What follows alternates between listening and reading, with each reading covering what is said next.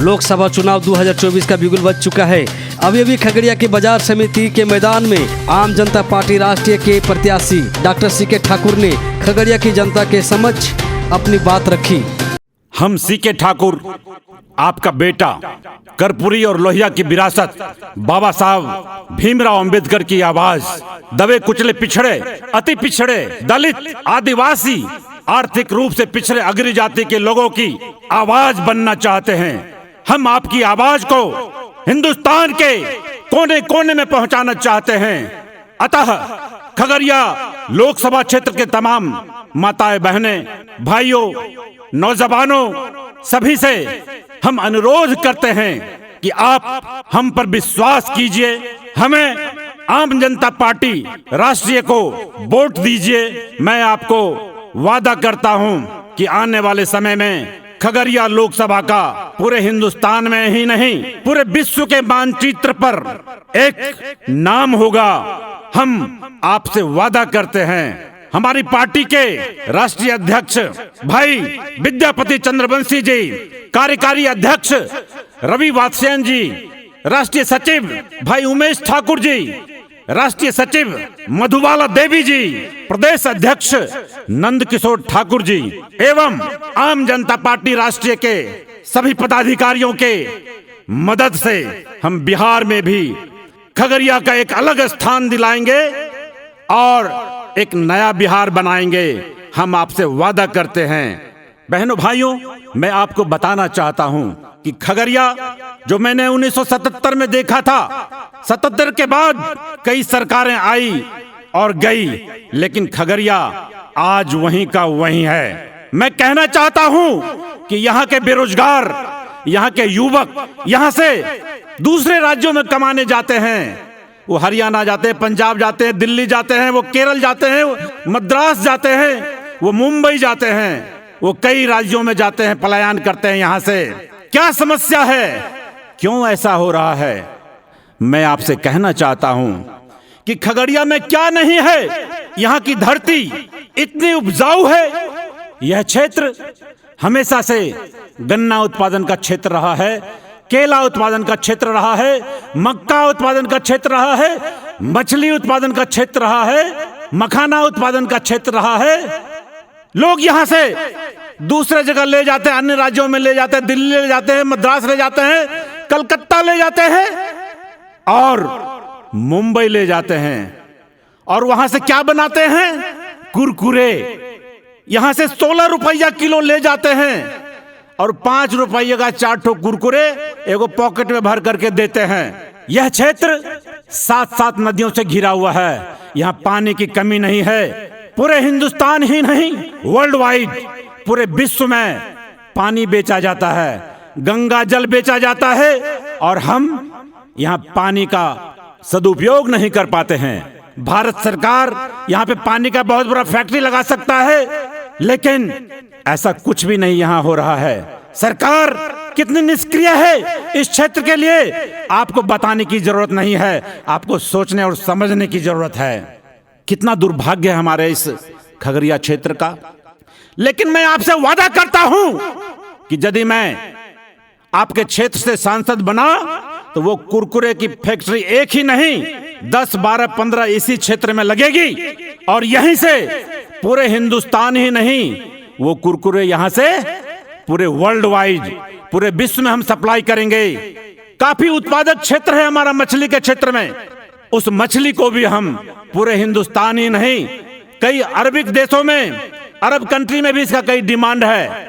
इस मछली का हम वहां भी भेजने का काम करेंगे। यहाँ जो गन्ना हुआ करता था, इस खगड़िया क्षेत्र से जो गन्ना उपजाऊ करके हम लोग समस्तीपुर, हसनपुर कई मील में भेजते थे कि वहां से गन्ना बन के चीनी तैयार होता था, तो वह चीनी आज बिल्कुल हमारा बंद हो गया है यहाँ से बनना। तो मैं चाहूंगा कि जो हमारी खेती है वो गन्ने की खेती भी हो। और हमारे यहाँ आम की खेती होती है, लीची की खेती होती है। आम और लीची का प्रोडक्ट आप देखते हैं कि यहाँ से कच्चा माल जाकर के दूसरे राज्यों में जाता है। हमारा प्रयास रहेगा कि आम और लीची का भी जो भी प्रोडक्ट होता है, उस प्रोडक्ट को भी इसी खगड़िया की धरती पे उसकी फैक्ट्री लगे और यहाँ से माल सप्लाई हो।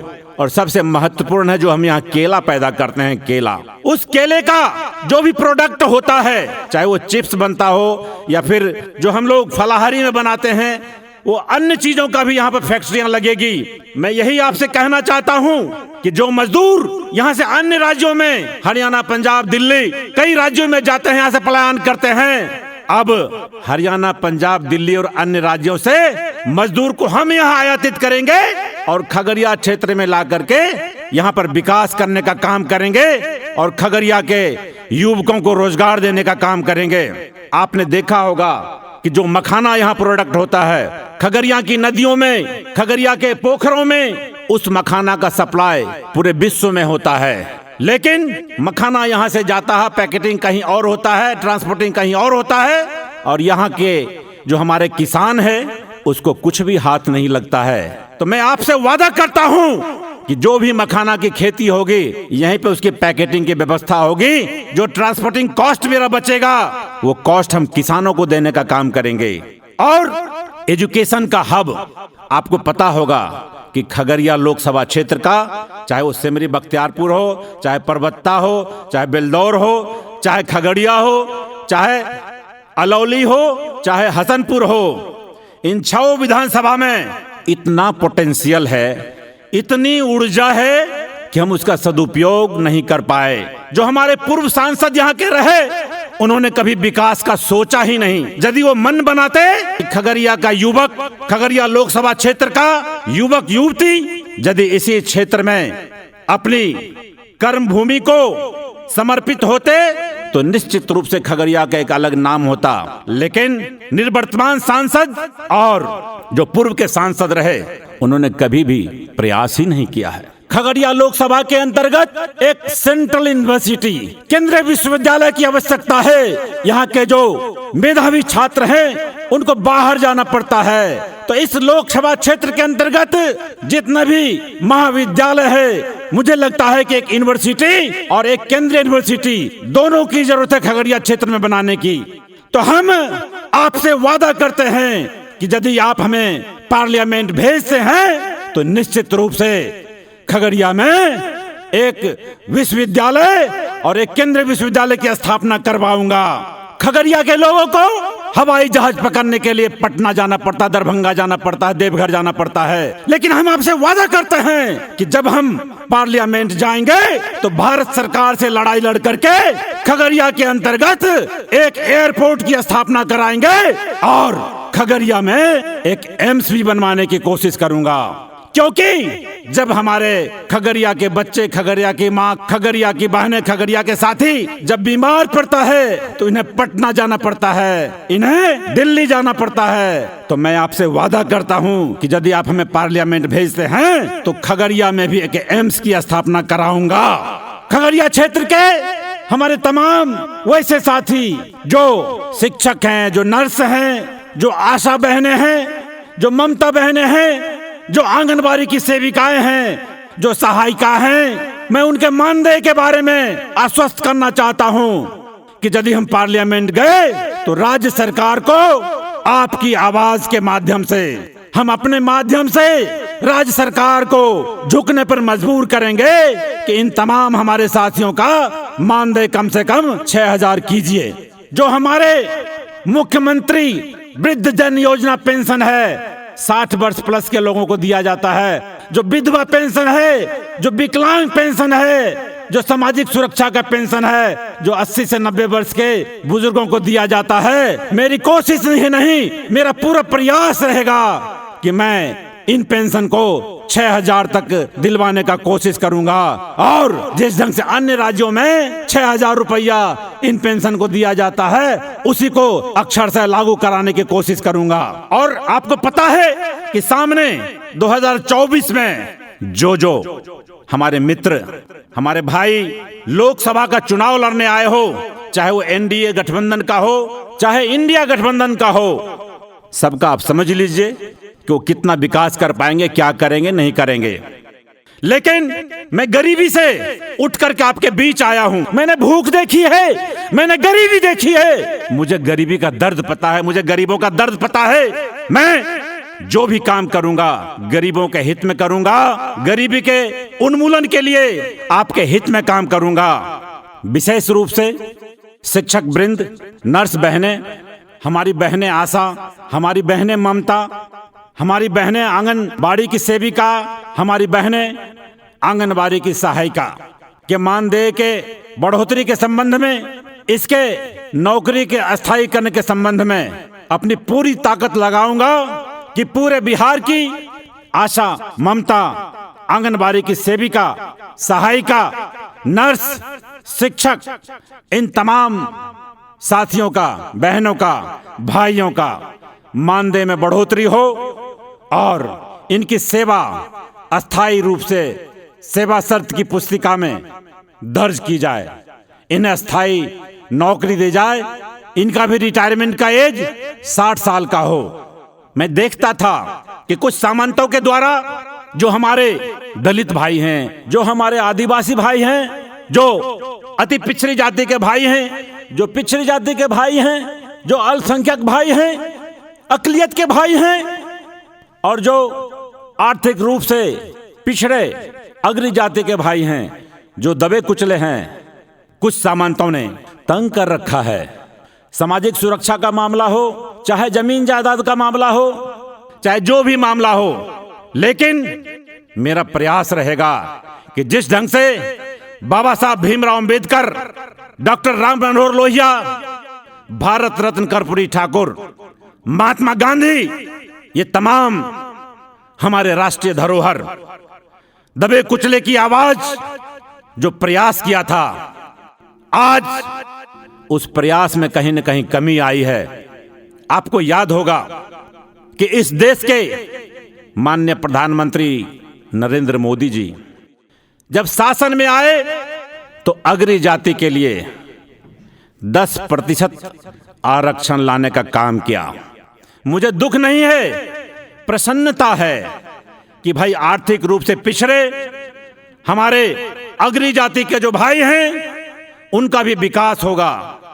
लेकिन मैं आपको वादा करता हूं कि जब मैं आपके क्षेत्र से आपका बेटा कर्पूरी की विरासत, बाबा साहब भीमराव अंबेडकर की विरासत, डॉक्टर राम मनोहर लोहिया की विरासत और स्वर्गीय जगदेव प्रसाद की विरासत जब पार्लियामेंट में जाएगा तो अपने तरफ से मांग करेगा कि इतनी लंबी लड़ाई के बाद मंडल कमीशन के द्वारा अति पिछड़ी जाति को 27% का आरक्षण दिया गया है, उस आरक्षण की सीमा को बढ़ा करके कम से कम 45% किया जाए। ये मैं आपके लिए पार्लियामेंट में आवाज उठाऊंगा। मैं आपको बताना चाहता हूं कि जिस ढंग से इस देश के प्रधानमंत्री ने, नरेंद्र मोदी जी ने देश को झूठा आश्वासन देकर, झूठे वादे कर करके लोगों को भ्रमित करने का काम किया। ये कहते हैं कि 2014 के बाद जो इनका प्रायोजित मीडिया है, जो इनका प्रायोजित कार्यक्रम होता है, वो कहते हैं कि 2014 में ही भारत को आजादी मिली है। अब बताइए भारत को कहां लेकर जाना चाहते हैं ये? आपको याद होगा किस ढंग से राहुल गांधी जी जो एक सांसद हुआ करते हैं, राहुल गांधी की सदस्यता को इन्होंने कैसे खत्म किया। और हमें विश्वास है न्यायपालिका पे कि सुप्रीम कोर्ट ने राहुल गांधी की सदस्यता को पुनर्बहाल किया।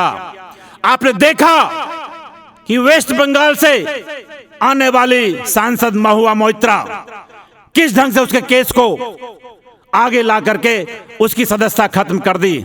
आपने देखा होगा कि पार्लियामेंट में किस ढंग से 143 सांसद को एक साथ निलंबित करके और कानून पास करते हैं। कार के ड्राइवर, ट्रक के ड्राइवर, सबों पे जबरदस्ती कानून लादने की कोशिश करते हैं। यह अन्याय नहीं है क्या? मैं आपको आगाह करने आया हूं, आपको बताने आया हूं कि आने वाले समय में इनसे सचेत रहने की जरूरत है। ये बाबा साहब भीमराव अंबेडकर के संविधान को बदलने की कोशिश करेगा। ये चीन और रूस जैसा शासक बनने की कोशिश करेगा, ये हिंदुस्तान के संविधान को खत्म करना चाहता है। आपको सावधान रहने की जरूरत है बहनों भाइयों। सुप्रीम कोर्ट को यह भी शंका है कि जो ईवीएम मशीन है इसमें बहुत बड़ा घोटाला है। आप तमाम खगड़िया लोकसभा के सभी साथियों से अपील है कि जब आप वोट डालने जाएंगे, वोट डालने के बाद निश्चित रूप से स्पष्ट रूप से यह देखने का काम करें कि आपका वोट गया कहां, आपका वोट किस ओर जा रहा है, आप जहां बटन दबा रहे हैं वो प्रॉपर जगह जा रहा है या नहीं जा रहा है, इसको भी देखने की जरूरत है। मैं बताना चाहता हूं कि ये वही प्राइम मिनिस्टर है जो पूरे 10 साल में सार्वजनिक रूप से एक भी प्रेस कॉन्फ्रेंस नहीं किया। यह वही प्रधानमंत्री है जो जनता मंतर पर भारत की बेटी महिला खिलाड़ी को रुलाने का काम किया। महिला खिलाड़ी ने जिस सांसद पर आरोप लगाया उस सांसद तक एक खोज तक नहीं लगने दिया, उस पर एफआईआर नहीं होने दिया। उस महिला खिलाड़ी को कोर्ट के माध्यम से एफआईआर करना पड़ा। आप मणिपुर का हाल तो देखे ही हैं। एक बार भी माननीय प्रधानमंत्री जी मणिपुर झांकने नहीं गए। हमारी महिलाओं की इज्जत तार तार हुई, लेकिन वो झांकने तक नहीं गए। उनके कोई सिपह सलाहकार वहां नहीं गए। यह देश कहां जा रहा है, यह सोचने और समझने की जरूरत है। आप अपनी नजरों के सामने देख रहे हैं कि भारत की एक एक प्रॉपर्टी जो सरकारी संपत्ति है, चाहे वो रेल हो, भेल हो, सेल हो, हवाई अड्डा हो, तमाम छोटी छोटी जो सैनिकों का हथियार बनाता है, तमाम फैक्ट्रियों को अपने छोटे छोटे दोस्तों को गिफ्ट में दे रहे हैं, तोहफा में दे रहे हैं। ये कैसा न्याय है? आप देख रहे हैं इन्होंने आपके बच्चों के दूध पर भी जीएसटी लगाया है, इन्होंने पढ़ाई की सामग्री पे जीएसटी लगाया। ये तो अन्याय है। आप कैसे बर्दाश्त करेंगे?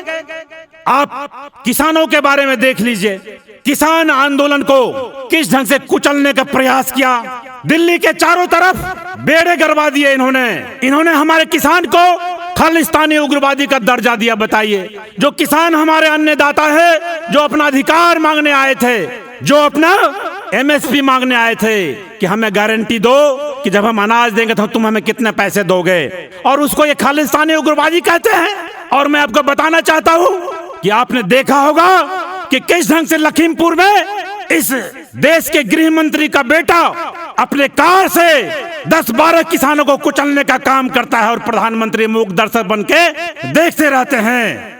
आपको याद होगा कि जब पिछले शासन काल में, चाहे वो कांग्रेस का रहा हो या जनता पार्टी का रहा हो, यदि वो रेल का एक छोटी मोटी घटनाएं घटती थी तो वो मंत्री पद से इस्तीफा देने का काम करते थे।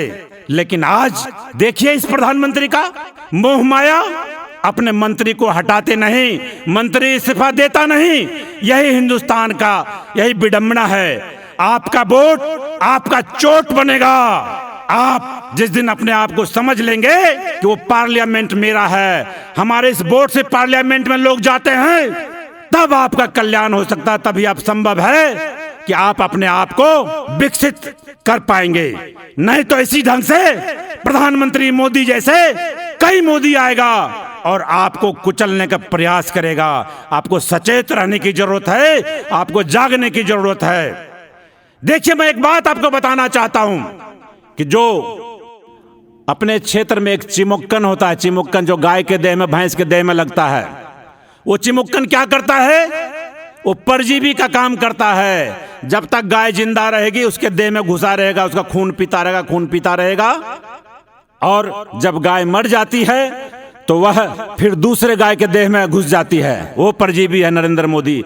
वो क्या करता है कि आपको साल भर में 6,000 रुपया देता है और आपसे खाद के नाम पे, यूरिया के नाम पे, पोटास के नाम पे, बीज के नाम पे लाख रुपया चूस लेता है पूरे साल भर में। आप इसका पॉलिसी निकाल करके देखिए। तो आपको सावधान करने आया हूं कि मुझे 6,000 रुपया नहीं चाहिए, मुझे अपना अधिकार चाहिए, किसानों का अपना अधिकार चाहिए, किसानों को एमएसपी चाहिए, सही दाम पर एमएसपी चाहिए हमें।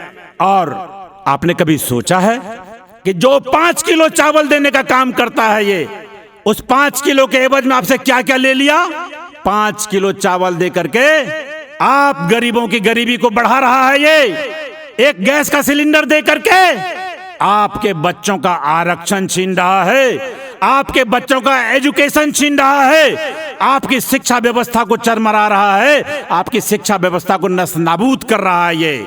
जब इस देश में मनमोहन सिंह प्रधानमंत्री हुआ करते थे तो मुझे याद है कि उस समय लगभग 90 करोड़ से 100 करोड़ की आबादी हुआ करती थी हिंदुस्तान की। और उस समय गरीबों की संख्या क्या थी? गरीबी रेखा के नीचे कितने लोग हुआ करते थे? 33 करोड़। और आज हिंदुस्तान में गरीबी रेखा के नीचे कितने लोग हैं? 85 करोड़। और ये कहते हैं कि हम $5 ट्रिलियन अपने देश को पहुंचाने वाले हैं। ये गरीब और गरीब होते जा रहा है। हमारे बच्चे शान से IAS IPS बनते थे, BDO CO बनते थे, लेकिन सारी नौकरी चली गई। आपने ताजा उदाहरण देखा, आपने देखा होगा कि IIT मुंबई के 50% छात्रों को IIT के बच्चे बेरोजगार हो गए, उन्हें नौकरी नहीं मिल रही है। इस देश को कहां ले जा रहा है ये प्रधानमंत्री? अतः आप तमाम खगड़िया के लोगों को सोचना है कि जब आप बदलेंगे तो युग बदलेगा, ये हिंदुस्तान बदलेगा। आप ये भी मत सोचिएगा कि हम एक आम जनता पार्टी राष्ट्रीय के सांसद बना करके क्या करेंगे। आपने रविंद्रनाथ टैगोर जी को सुना होगा, आजादी की लड़ाई जब लड़ी जा रही थी तो उनका स्लोगन था कि एकला चलो, एकला चलो, एकला चलो।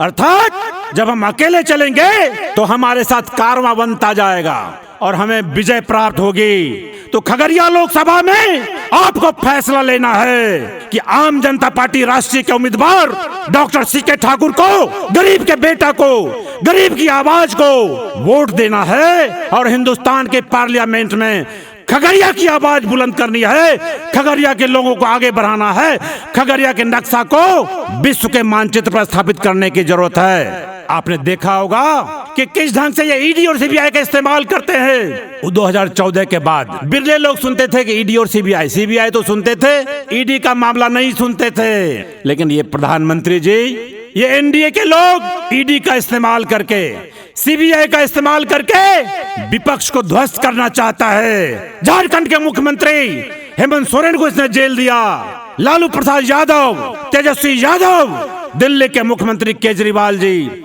संजय सिंह जी और मनीष सिसोदिया जी जैसे सैकड़ों नेताओं को ये ED के केस में जेल में बंद कर दिया है, ताकि ये नेता न बाहर रहेंगे न हमारी आवाज को टक्कर देगा। लेकिन मैं आपको कहना चाहता हूं कि विपक्ष जो है वो आईना होता है, वो सरकार को हमेशा आईना दिखाने का काम करता है। लेकिन ये विपक्ष पर हमलावर हैं, विपक्ष को तार तार करना चाहता है ताकि देश में ये संविधान को चेंज कर सके। बाबा साहब का जो सपना था कि हम हिंदुस्तान को समतावादी बनाएंगे, समाजवाद बनाएंगे, उसको ये ध्वस्त करना चाहता है।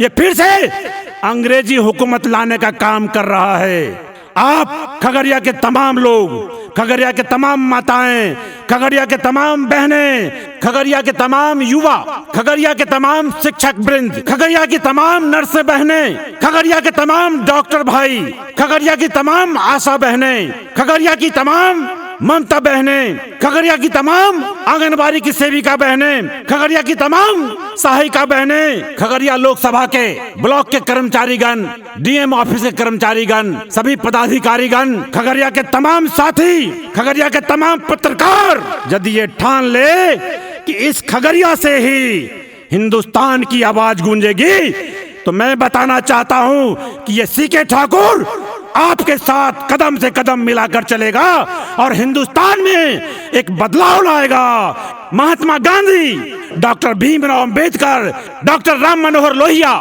जयप्रकाश नारायण, स्वर्गीय जगदेव प्रसाद, भारत रत्न कर्पूरी ठाकुर की विरासत को आगे बढ़ाएगा। भाई और बहनों, आपको तो याद ही होगा कि 2014 में जब ये सत्ता में आया था ये प्रधानमंत्री, तो कहा था कि अच्छे दिन लाएंगे, काले धन वापस लाएंगे, गरीबों के खाते में 15-15 लाख रुपया देंगे। लेकिन क्या हुआ आपको याद है ना, इन्होंने एकाएक नोटबंदी किया। सारे नोट कहां गए?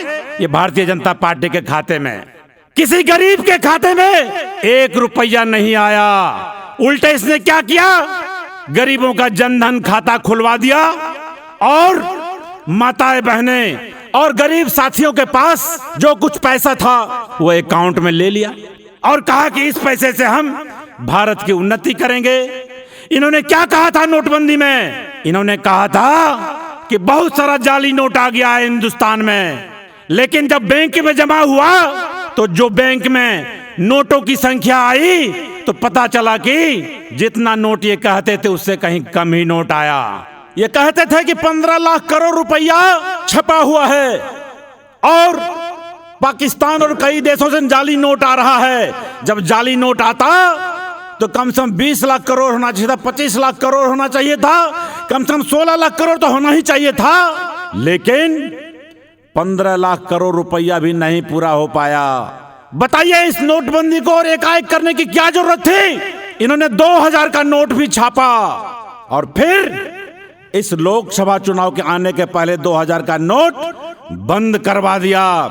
इनको अनुमान था कि विपक्ष के लोग नोट को सैद करके अपने घर में रखे होंगे और सारे नोट को ये सेटिंग के तहत पुनः जब्त करवाया। ये आर्थिक क्षति नहीं है तो क्या है? आप 2 साल 3 साल के लिए नोट छापोगे, नोट को छापने में कितना पैसा लगा होगा और पुनः आपने बंद कर दिया। ये तो सरासर अन्याय है इस देश के साथ। इस देश की आर्थिक क्षति है, इस क्षति को कौन पूरा करेगा? इसलिए आपको जवाब देने की जरूरत है। कितना छला है हम लोगों को, कितना छला है हम लोगों को इसने। आपको याद होगा कोरोना काल में किस ढंग से तबाही मची थी। एकाएक इनका घोषणा होता है, इन्होंने पीएम केयर फंड बनाया। उस साल के जितने भी विकास के पैसे हुआ करते थे एमपी एमएलए के फंड से, जो हमारे सरकारी एम्प्लॉय थे उसके सैलरी से पैसा काट करके पीएम केयर फंड में लिया। जितने भी लोनधारी थे हमारे मध्यम वर्गीय लोग, सबके खाते से पैसा काटा कि ये पीएम केयर फंड में जाएगा। लेकिन आपको पता है कि इसका हिसाब देने में भी इनको हिचक आ रही है। पीएम केयर फंड के पैसे कहां गए? कोई हिसाब देने वाला नहीं है। और तो और सबसे बड़ी बात, reserve bank of India, reserve bank of India में 3 लाख करोड़ रुपया जो रिजर्व फंड में हुआ करता है, जो विपत्ति में काम आता है, मंदी में काम आता है, उस पैसे को भी इस प्रधानमंत्री ने बाजार में लगा दिया है। ये कितनी बड़ी विडंबना है। सबसे बड़ी बात, कितना बड़ा घोटाला सुप्रीम कोर्ट ऑफ इंडिया ने पकड़ा। इलेक्टोरल बॉन्ड के माध्यम से ये लोगों को ईडी और सीबीआई के माध्यम से हरास करके बड़ी छोटी सभी कंपनियों पर छापेमारी करके, जिस कंपनी की औकात 100 करोड़ की है उस कंपनी से 1000 करोड़ रुपया इलेक्टोरल बॉन्ड के रूप में ले लेती है ये भारतीय जनता पार्टी। ये कितना बड़ा घोटाला है, देश को कहां ले जाएगा? आप समझ रहे हैं इस बात को? तो मैं आपको बताना चाहता हूं कि आप किस ढंग से प्रधानमंत्री के 2-4 मित्र के गुलाम हो गए हैं। 1601 में अंग्रेज आया था यहाँ व्यापार करने के लिए। व्यापार करते करते हम हिंदुस्तानियों को गुलाम बना लिया। आज वही स्थिति है इस देश की, बिल्कुल वही स्थिति है अंग्रेजों वाली, कि आज हम भारत की तमाम जनता ये अडानी अंबानी जैसे कई कंपनियों के गुलाम हो चुके हैं। जब तक आप ओटीपी नहीं दीजिएगा कंपनी को, तब तक आप गैस नहीं जलेगा, तब तक आपको खाना नहीं मिलने वाला है। इस बात को समझने की जरूरत है। धीरे धीरे करके ये मॉल ला रहे हैं, अंबानी का मॉल, रिलायंस का मॉल, अडानी का मॉल। जो हमारे बच्चे दुकान खोल करके काम करते थे, काम भी कहां चला गया? एक मॉल में जाके सिमट गया। ऑनलाइन व्यवस्था में हम मंगाते जरूर है सब कुछ, लेकिन जो डोर टू डोर हमारे युवक काम करते थे, जो कलकत्ता से माल लाने का काम करते थे, मुंबई से माल लाने का काम करते थे दुकानों में, अर्थात जो डेली पैसेंजरी का काम करते थे, वो लोग बेरोजगार हो गए और रोजगार देने का कोई गारंटी नहीं है। लेकिन ये प्रधानमंत्री सिर्फ झूठी और झूठी गारंटी देता है। आपको सचेत रहने की जरूरत है। आपको हिंदुस्तान को बचाना है तो इस प्रधानमंत्री को हटाना पड़ेगा और सीके ठाकुर जैसा आपका बेटा को खगड़िया से सांसद बनाने की जरूरत है। बहनों भाइयों, ये परिवारवाद की बात करते हैं। जैसा किसका बेटा है? अमित शाह का बेटा है। क्रिकेट का सी नहीं जानता है और ये बीसीसीआई का चेयरमैन बन गया। हमारे पास दिग्गज खिलाड़ी जिन्होंने हिंदुस्तान का नाम रोशन करवाया। 1984 में जिन्होंने वर्ल्ड कप हासिल किया, पूरे दमखम के साथ वर्ल्ड कप जीता था। कपिल देव के नेतृत्व में, गावस्कर के नेतृत्व में, तमाम वैसे खिलाड़ी। आज हमारा जाना पहचाना सचिन तेंदुलकर जैसे सैकड़ों खिलाड़ी बैठे हुए हैं, मूक दर्शक बन के देख रहे हैं। लेकिन अमित शाह का बेटा बीसीसीआई का चेयरमैन बना हुआ है। यह परिवारवाद नहीं है तो क्या है? अनुराग ठाकुर कौन है? हिमाचल के पूर्व मुख्यमंत्री का बेटा है। यह परिवारवाद नहीं है क्या? राजनाथ सिंह का बेटा पंकज सिंह, गाजियाबाद का विधायक, रविशंकर जी पटना साहिब से सांसद बनते, वो किसका बेटा है? वर्तमान परिस्थिति में आप देख रहे हैं कि किस ढंग से मीडिया को इन्होंने गोदी मीडिया बना रखा है, पैड मीडिया बना के रखा है। अब आप टीवी खोलते ही सिर्फ मोदी मोदी दिखता होगा, सिर्फ भाजपा की बातें होती होगी। हम गरीबों की आवाज बंद हो गई है। हम आसानवित हैं। हम सोशल मीडिया से उम्मीद करते हैं कि आज सोशल मीडिया के माध्यम से हम गरीबों की आवाज, समाज में जो घटनाएं घटती है, हमारी बहू बेटियां, हमारे बच्चों के साथ जो दुर्व्यवहार होता है, वो सिर्फ सोशल मीडिया के माध्यम से ही हम देख पाते हैं। ये बड़ी बड़ी मीडिया, ये गोदी मीडिया, ये पैड मीडिया सब कुछ दिखाना बंद कर दिया है। आपको अपना मीडिया बनना पड़ेगा और अपनी आवाज बननी पड़ेगी। बहनों भाइयों, आपको मैं बताना चाहता हूं, हमारी आदिवासी की बेटी द्रौपदी मुर्मू इस देश की राष्ट्रपति बनी है। लेकिन बड़ी विडंबना है कि जब लाल कृष्ण आडवाणी जी को भारत रत्न मिल रहा था तो आपने वीडियो में देखा, आपने फुटेज में देखा कि प्रधानमंत्री जी और लाल कृष्ण आडवाणी जी दोनों बैठे हुए हैं और हमारी महामहिम राष्ट्रपति गरीब की बेटी, आदिवासी की बेटी खड़ी है। ये क्या है? ये अन्याय है। ये हमारे दलित, हमारे आदिवासी, हमारे पिछड़े अति पिछड़े पे चोट है। आपको सावधान रहने की जरूरत है। आपको जागने की जरूरत है।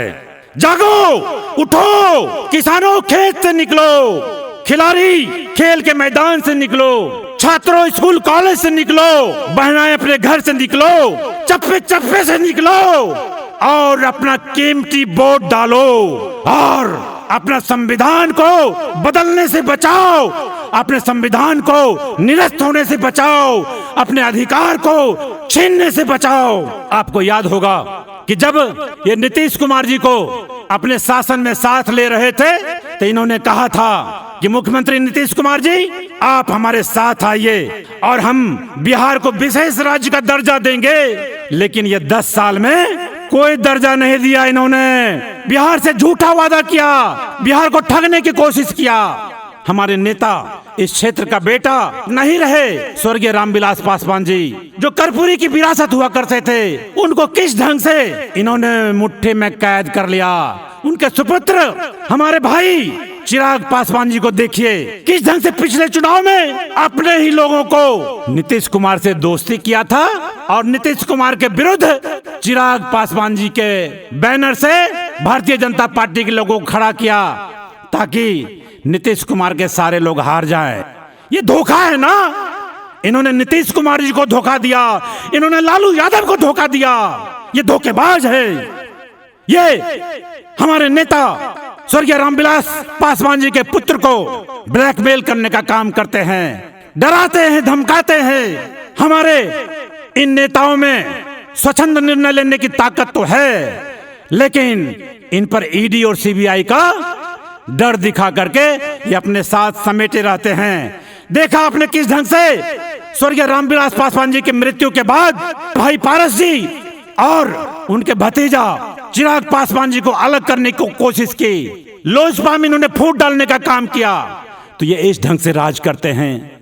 तो आपको निर्णय लेने की जरूरत है कि हम जो खगड़िया का नेता, खगड़िया का बेटा स्वर्गीय रामविलास पासवान जो कर्पूरी की विरासत हुआ करते थे, उनको इन्होंने किस ढंग से तोड़ने की कोशिश की, किस ढंग से अपने चंगुल में जकड़ा और खगड़िया के विकास को रोकने का काम किया। तो आपको एक ऐसा बेटा को पार्लियामेंट भेजना पड़ेगा जो इनके खिलाफ लड़ाई लड़े, जो इनके सारे बुरे कारनामों पे पानी फेरने का काम करेंगे, जो इनकी मंशा है कि हम खगड़िया का विकास नहीं होने देंगे, जो इनकी मंशा है कि हम भारत के संविधान को नस्तानाबूद करेंगे, जो इनकी मंशा है कि हम भारत को अपना गुलाम बना के रखेंगे, इस उनकी मंशा पर पानी फेरने का काम करेगा आपका बेटा सीके ठाकुर। आप खुद देखिए किस ढंग से महंगाई चरम पर है। चावल का दाम, गेहूं का दाम, पेट्रोल का दाम, डीजल का दाम, हर चीज आसमान को छू रहा है। बेरोजगारी का वही आलम, कहीं रोजगार नहीं।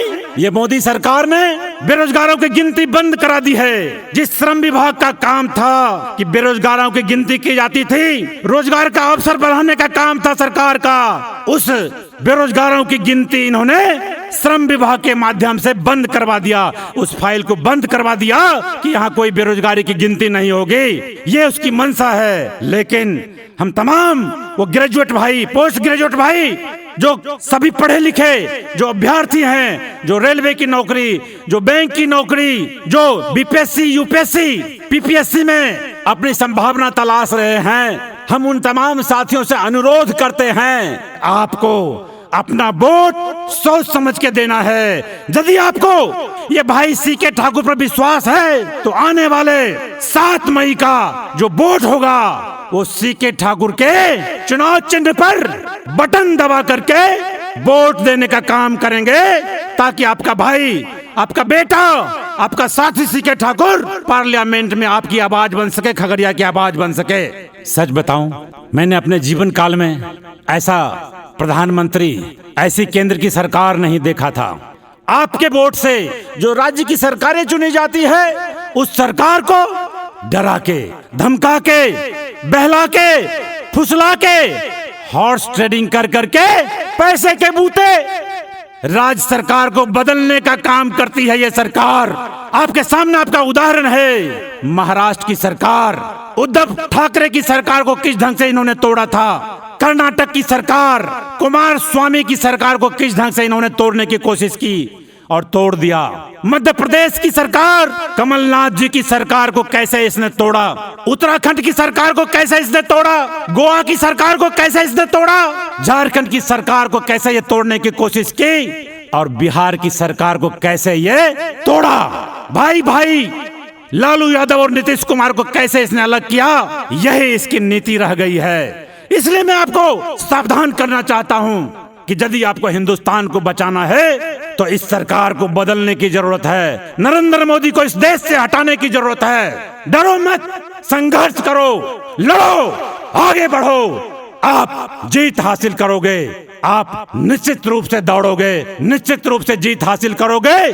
बाबा साहब भीमराव अंबेडकर का जो सपना है, भारत रत्न कर्पूरी ठाकुर का जो सपना है, डॉक्टर राम मनोहर लोहिया का जो सपना है, स्वर्गीय जगदेव का जो सपना है, जो लालू यादव गरीबों का मसीहा बने, जो कर्पूरी की विरासत को आके लेकर के चले थे, किस ढंग से लालू यादव को तार तार करने की कोशिश की। मैं चाहता हूं कि आपके वोट से यह जवाब मिले कि हिंदुस्तान में यदि इस ढंग की सरकार कभी भी आएगी तो हम उसको अपने वोट से बदलने की कोशिश करेंगे, वोट के चोट से बदलने की कोशिश करेंगे और वोट के चोट से बदलेंगे। आपसे आपका बेटा सीके ठाकुर विनती करता है कि आप हम पर विश्वास करिए, हम मरते दम तक आपके साथ रहेंगे। जिस ढंग से खगड़िया लोकसभा क्षेत्र के तमाम हमारे साथी, हमारी माताएं, हमारी बहनें, हमारे पिता तुल्य बुजुर्ग, हमारे छोटे भाई, हमारे छोटे बच्चे, यहाँ के तमाम पत्रकार साथीगण, हमने सुना है कि खगड़िया क्षेत्र में नोट की बरसात करने के लोग आए हैं, लेकिन 2 दिन के लिए आपके पास रहेगा वो नोट और पूरे 5 साल आपको लूटेगा। मैं आपसे कहना चाहता हूँ कि यदि आपको नोट देने आता है तो मैं आपको कहता हूं कि आप नोट मत लेना। आप कहना कि मेरा वोट बहुत कीमती है, मैं तुम्हारे नोट में अपने वोट को तब्दील नहीं कर सकता हूं। मैं अपना कीमती वोट कहां दूंगा ये मैं नहीं बताऊंगा, लेकिन मैं अपना कीमती वोट कर्पूरी की विरासत, लोहिया की विरासत, डॉक्टर भीमराव अंबेडकर की विरासत, जयप्रकाश नारायण की विरासत, स्वर्गीय बीपी मंडल की विरासत, माननीय कांसीराम की विरासत, स्वर्गीय जगदेव की विरासत, लोकतंत्र के प्रहरी को सौंपने की कोशिश करूंगा। उन्हें ही सौंपूंगा।